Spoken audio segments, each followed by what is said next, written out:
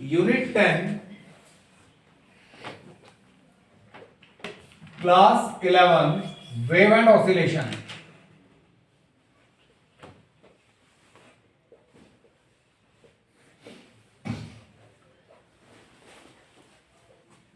इस क्लास में हम सिर्फ उन टॉपिकों पर चर्चा करेंगे जो टॉपिक बहुत ज्यादा इंपॉर्टेंट है क्लास 11th के एकेडमिक पेपर के लिए। समझ आ गया सभी को? सबसे ज्यादा इंपॉर्टेंट यहां क्या है कि वेव है क्या, ये पता चले आपको। वेव क्या है? Mode of transformation of energy said to be the wave. Definition अगर कोई आपसे वेव की पूछता है तो आप लोग क्या कहेंगे? मेथड या mode of transformation of the energy said to be the wave. अब एक एनर्जी का फॉर्मूला हमारे पास होता है E equal to mc square, m mass of photon in motion, c speed of photon. तो m into C mass into speed बन गया linear momentum, और linear momentum is equal to E upon C. मतलब definition थोड़ी modify हो गई। Wave is the mode of transformation of energy as well as linear momentum. Concept clear? 100% समझ आया? अब हमारे पास वेव दो तरीके की होती हैं, बहुत ध्यान से देखिएगा, नोट्स आपके पास है ही। पहली वेव हम पढ़ते हैं लॉन्गिट्यूडनल। लॉन्गिट्यूडनल वेव्स का बेस्ट एग्जांपल है साउंड।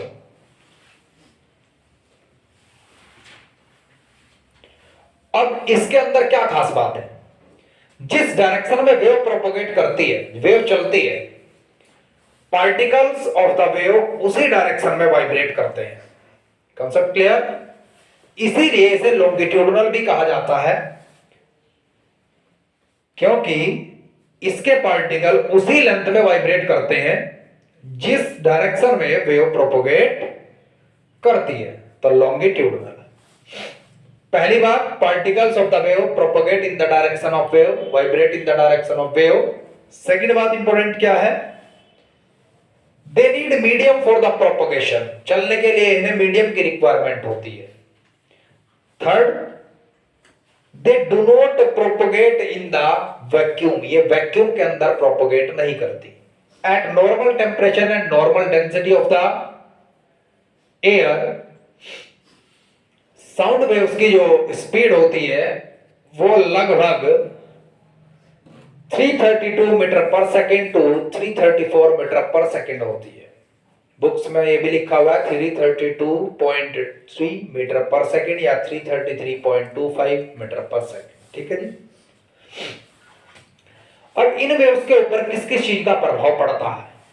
पहली बात, speed of longitudinal waves is directly proportional to the root temperature. जब न्यूमेरिकल आप सॉल्व करें तो speed v1 at t1 temperature, speed v2 at t2 temperature, root t1 upon t2, where t1 and t2 must be in Kelvin, must be in Kelvin। Second बात, ये बहुत ही ज्यादा important है, ज्यादातर स्कूलों में इसके बारे में पूछा जाएगा कि ह्यूमिडिटी बढ़ जाने से साउंड की स्पीड के ऊपर क्या प्रभाव पड़ता है। तो speed of sound is directly proportional to the humidity. जितनी ज्यादा ह्यूमिडिटी होगी उतनी ही ज्यादा स्पीड ऑफ साउंड होगी। और तीसरा महत्वपूर्ण जो नोट है इसमें वो ये है कि speed of sound inversely proportional to the root of molecular density of the gas. Gas के मॉलिक्यूल की जितनी ज्यादा डेंसिटी होगी उतनी कम उसके अंदर स्पीड ऑफ साउंड होगी। For example, speed of sound is more in hydrogen as compare to the speed of sound in oxygen. कितना? Speed in oxygen, speed in hydrogen, that is equals to molecular density of hydrogen, molecular density of oxygen। molecular density of H2 molecule is 2, molecular density of oxygen molecule is 32। तो जो आपके पास speed आई 1 ratio, जब इससे आप इसे cut करेंगे तो 16 बाहर आकर के क्या होगा 4। तो आपके पास जो रेशो आएगी 1:4 आएगी। ये इंपॉर्टेंट क्वेश्चन है, समझ आया? पक्का? इस तरीके का क्वेश्चन आएगा, मान लीजिए speed of sound is 332 metre per second at 27 degree Celsius, what will be the speed of sound at 127 degree Celsius. ठीक है जी, तो आप ध्यान रखेंगे 332 था जब टेम्परेचर 27 डिग्री सेल्सियस था, जिसे आप क्या लिखेंगे 300 केल्विन। तो 127 डिग्री सेल्सियस मतलब 400 केल्विन पर क्या स्पीड होगी, तो x is equal to 4/3 of 332 metre per second. Is that clear to all of you or not? समझ आ गया? समझ आ गया? अब यहां से आप एक चीज और सुनेंगे बहुत अच्छे से, मैं अभी वो उसके नोट्स आपको नहीं प्रोवाइड किए लेकिन कर दूंगा, लिखवाऊंगा आपको। एक साइंटिस्ट है, उनके नाम से सभी वाकिफ है, न्यूटन। न्यूटन ने क्या बात कही, जब साउंड एक जगह से दूसरी जगह की तरफ प्रोपोगेट करता है तो साउंड आइसोथर्मली प्रोपोगेट करता है, और उनके अकॉर्डिंग जो कैलकुलेशन की गई न्यूमेरिकली, तो पता चला कि साउंड की स्पीड होती है 280 मीटर पर सेकेंड। लेकिन प्रैक्टिकली जब देखा गया साउंड की स्पीड लगभग 332 मीटर पर सेकेंड है, तो पता चला कि न्यूटन की ऑब्जर्वेशन गलत थी। एक साइंटिस्ट आए, उनके नाम से आप वाकिफ हो जाएं तो ही बेहतर है, लाप्लास, क्योंकि फ्यूचर में इनसे बहुत काम पड़ेगा। Laplace correction in Newton's law of sound या वेव। ठीक है जी, उन्होंने कहा कि साउंड एक जगह से दूसरी जगह एडियाबैटिकली चलता है। कैसे? एडियाबैटिकली चलता है, मतलब जब साउंड प्रोपोगेट करता है तो टेम्परेचर डिफरेंट डिफरेंट होता है, जिसके कारण साउंड की स्पीड भी बदलती है, और तब जाकर जो कैलकुलेट किया गया तो वो अप्रोक्स 332.2 मीटर पर सेकेंड के आसपास कैलकुलेशन आई। ये फाइनल ऑब्जर्वेशन करेक्ट थी, ये इनिशियल ऑब्जर्वेशन इनकरेक्ट थी, जहां 280 मीटर पर सेकेंड की रफ्तार थी अकॉर्डिंग टू द न्यूटन। तो कैलकुलेट किया गया कि 15.7% की अप्रोक्स एरर थी न्यूटन के ऑब्जर्वेशन में, जिसे कि किसने करेक्ट किया? लाप्लास ने करेक्ट किया।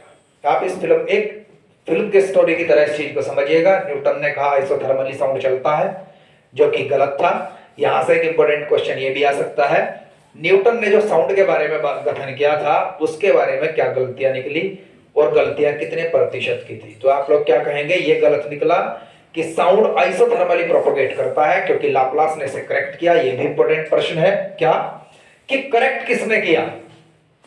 लाप्लास ने किया। उन्होंने क्या कहा? उन्होंने कहा साउंड प्रोपोगेट एडियाबैटिकली।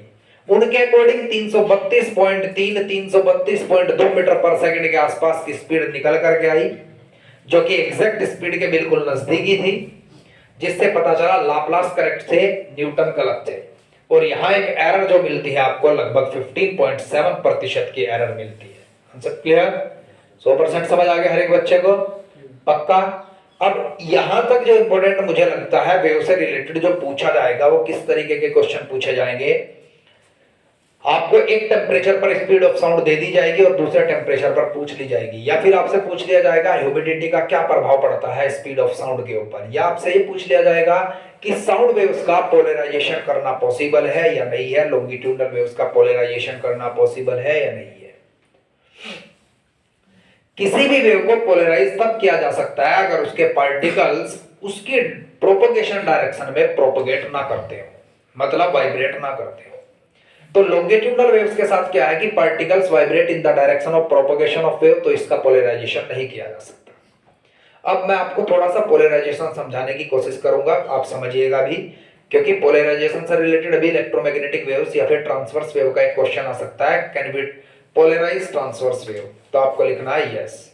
ठीक है जी, जरा ध्यान देंगे सभी बच्चे। दरअसल जो लाइट होती है अनपोलराइज्ड लाइट, ऑर्डिनरी लाइट जो आपने पैदा की है किसी भी एलईडी बल्ब से, इस लाइट के अंदर अगर मैं लाइट की वेव लैंग्वेज में बात करूं तो दो तरह की लाइट वेव होती है, एक एक्स्ट्रा ऑर्डिनरी, एक ऑर्डिनरी।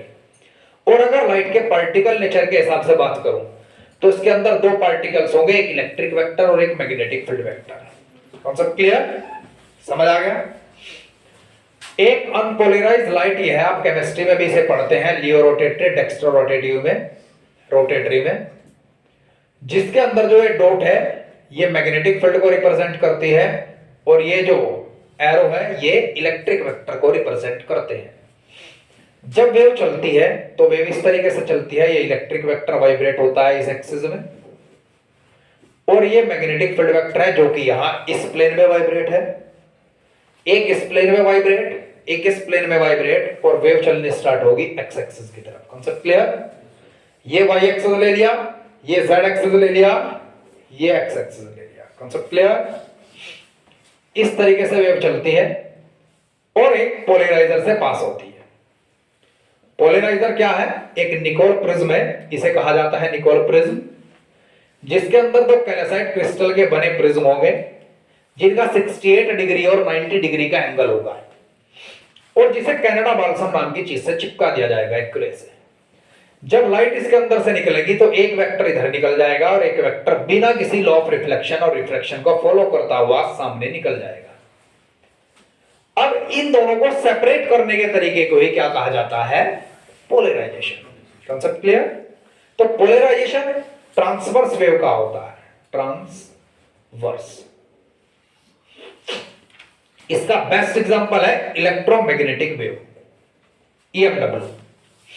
इलेक्ट्रोमैग्नेटिक वेव्स को याद रखना है, किस तरीके से याद रखेंगे? एक लड़की का नाम याद रखेंगे आप, रमी। एबीसीडी जब आप पढ़ते हैं तो यूवी इस तरीके से आता है, लेकिन यहां की एबीसीडी में V U, X and gamma.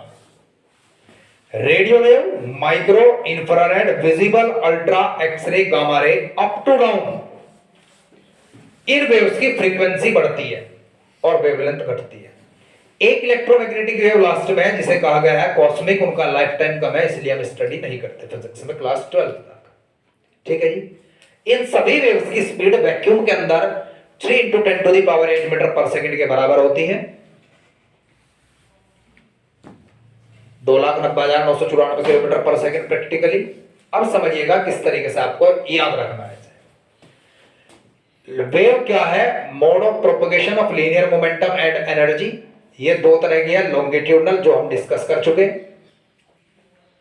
जिन्हें पोलराइज नहीं किया जा सकता, जिनके अंदर पोलराइजेशन नहीं होता।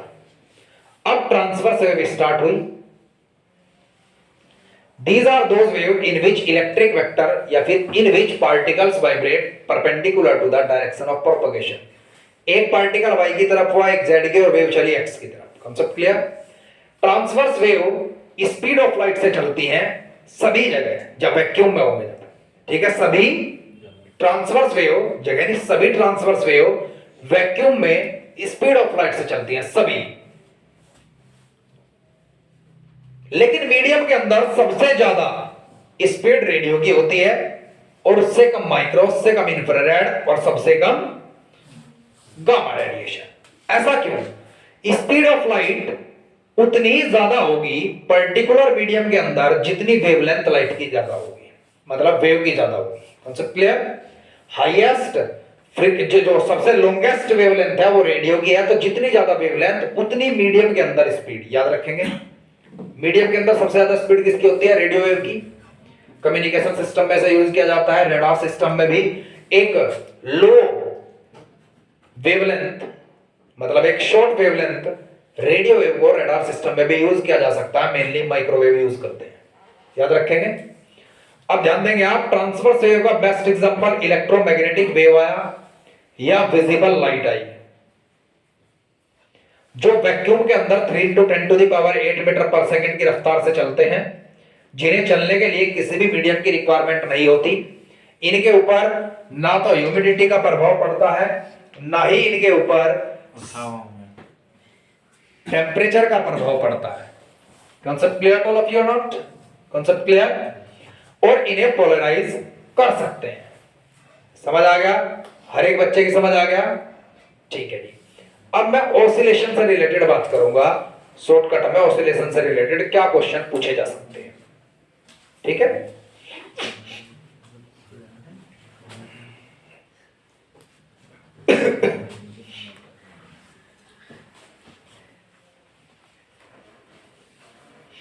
अभी वेव थोड़ा इनकम्प्लीट है क्योंकि वेव का जितना पोर्शन मैंने पढ़ाया उतना इस वीडियो पे डिस्कस कर दिया। अभी open organ pipe, close organ pipe, Doppler's effect वगैरह जो भी सिलेबस में है वो पढ़ाया जाएगा, ठीक है। अभी ऑसिलेशन में देखिएगा जरा ध्यान से। सबसे पहले वो पढ़ना है पीरियोडिक मोशन।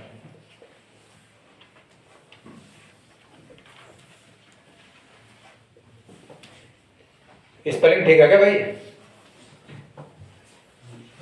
सही है, अच्छा। पीरियोडिक मोशन का मतलब है पर्टिकुलर टाइम के बाद पार्टिकल किसी फिक्स पोजीशन से गुजरना। फॉर एग्जांपल अर्थ रोटेट करती है सन के चारों तरफ, मून रोटेट करता है अर्थ के चारों तरफ, पेंडुलम अपनी मीन पोजीशन के अलोंग वाइब्रेशन करता है, ठीक है जी। तो ये भी एक क्या है? Periodic motion. तो पीरियोडिक मोशन एक यूनिवर्सल सेट है रोटेटरी एंड ऑसिलेटरी मोशन के लिए। Concept clear? ऑसिलेटरी मोशन को वाइब्रेटरी भी कहा जाता है।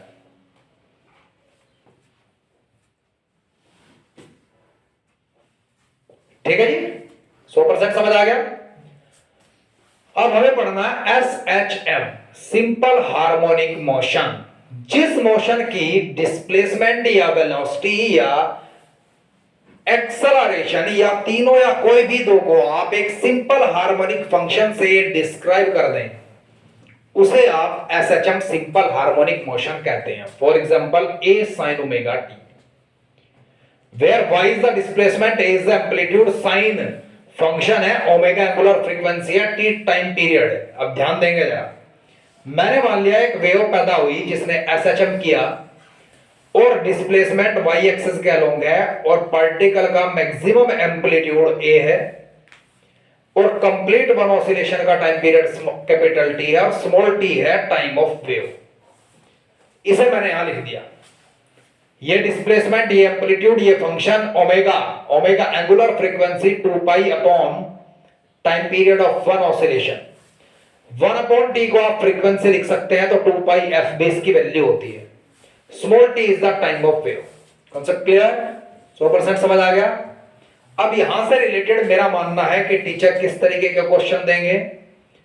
Calculate the velocity of the particle in SHM। अब SHM में किस तरीके से वेलोसिटी कैलकुलेट करनी है, मे बी पॉसिबल किसी स्कूल में पूछ लिया जाए कि मैक्सिमम वेलोसिटी किस कंडीशन पर होगी, कहां पर होगी। तो ध्यान दीजिएगा, आप इसका डिफरेंशिएशन कर दीजिएगा। वेलोसिटी होता है फर्स्ट डेरिवेटिव ऑफ डिस्प्लेसमेंट। कई बुक्स में इसे y डैश भी लिखा मिलेगा। इसे किस तरीके से लिखेंगे? d by D T of A sin omega t। Velocity किसके बराबर आया? A कांस्टेंट है, एम्पलीट्यूड कॉमन ले लिया आपने। sin ओमेगा t को क्या लिख सकते हैं आप? cos omega t, and omega t का क्या लिख सकते हैं आप? ओमेगा। अगर किसी बच्चे को समझने में थोड़ी तकलीफ है तो यहां ध्यान दीजिएगा, यहां लिखा हुआ है बदनाम। इसके अंदर दो फंक्शन है, एक बदनाम और एक यहां लिखा हुआ है साइन ओमेगा टी। इसके अंदर दो फंक्शन है, sine omega T and omega T. Sine omega T का कॉस ओमेगा टी आया डिफरेंशिएशन, और ओमेगा टी का ओमेगा आया डिफरेंशिएशन। Concept clear? 100% समझ आ गया हर एक बच्चे को। अब यहां से v is equals to a omega cos omega t आप लिखेंगे। अब स्क्वायरिंग बोथ साइड करेंगे, omega square a square cos square omega t. इसे किस तरीके से देखेंगे जरा ध्यान देंगे सभी बच्चे। यहां v square is equals to omega square a square और cos स्क्वायर ओमेगा t को क्या लिखेंगे? 1 minus sine square omega t। तो v square is equal to omega square, a की मल्टीप्लाई अंदर की, minus a square sine square omega t। इसे displacement लिखेंगे क्योंकि आपने साइन ओमेगा t लिखा था तो डिस्प्लेसमेंट का स्क्वायर। ये आपके पास एक ऐसा फॉर्मूला तैयार हो गया जिस फॉर्मूले से आप किसी भी कंडीशन में उस पार्टिकल की वेलोसिटी को कैलकुलेट कर सकते हैं जब पार्टिकल SHM में होगा। फॉर एग्जांपल आपको कह दिया गया What will be the velocity of the particle at extreme position? Crust and trough को एक्सट्रीम पोजीशन कहा जाता है। तो ध्यान दीजिएगा, एक्सट्रीम पोजीशन पर डिस्प्लेसमेंट की वैल्यू a के बराबर है। किसके बराबर है?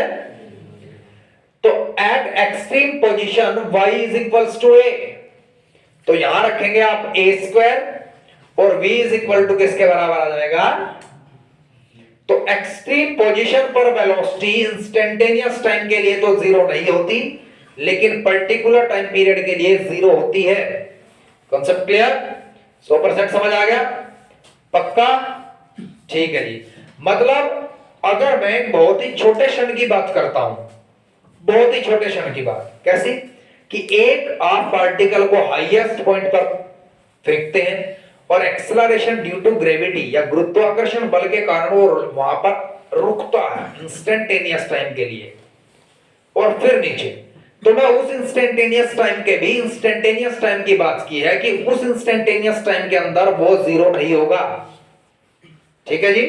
वहां उसकी वेलोसिटी एक्सेलरेशन के परपेंडिकुलर होगी। आप नहीं समझे मेरी बात, मैंने क्या कहा? ध्यान दे जरा।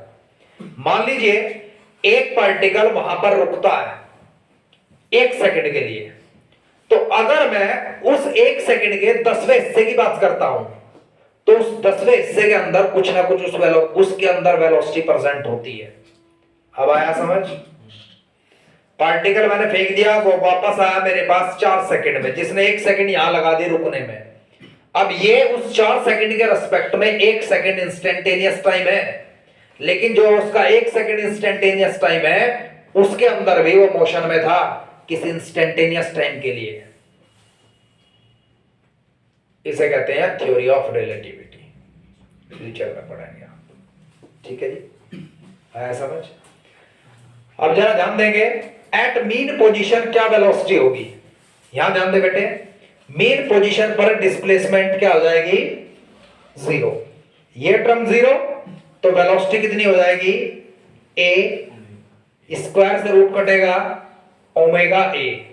Omega A will be the maximum velocity of the particle at the mean position when particle is in SHM. Concept clear है? 100% समझ आ गया? इसके बाद आप एक्सेलरेशन कैसे कैलकुलेट करेंगे? इस फॉर्मूले को उठाओ वेलोसिटी के और इसे दोबारा डिफरेंशिएट कर दो। Acceleration dv by dt, first derivative of velocity and second derivative of displacement. तो d by dt of a omega cos omega t। यहां ध्यान देंगे सभी बच्चे, a कांस्टेंट एम्पलीट्यूड बाहर ले लिया, ओमेगा बाहर, cos ओमेगा t का differentiation minus sin omega t और ओमेगा t का ओमेगा। तो यहां से मेरे पास बन गया है ओमेगा स्क्वायर माइनस साइन बाहर लिया, a sin ओमेगा t को मैंने y लिख दिया। यहां ध्यान दे बेटे, डिस्प्लेसमेंट तेरे पास ये थी, एक्सेलरेशन तेरे पास ये है। मतलब एक्सेलरेशन डिस्प्लेसमेंट से ओमेगा स्क्वायर टाइम्स होती है, लेकिन दोनों अपोजिट डायरेक्शन में होती है। दोनों के बीच कितने डिग्री का फेज डिफरेंस होता है? 180 डिग्री या पाई का डिफरेंस होता है। अब वेलोसिटी की अगर तू बात कर ले बेटा, तो cos ओमेगा t को क्या लिख सकता है? sin omega t plus pi by 2। मतलब वेलोसिटी एंड डिस्प्लेसमेंट दोनों परपेंडिकुलर होते हैं, दोनों के बीच 90 डिग्री का एंगल होता है। वेलोसिटी एंड डिस्प्लेसमेंट के बीच 90 डिग्री का, डिस्प्लेसमेंट एक्सेलरेशन के बीच पाई का, तो वेलोसिटी एंड एक्सेलरेशन के बीच भी पाई का। Concept clear?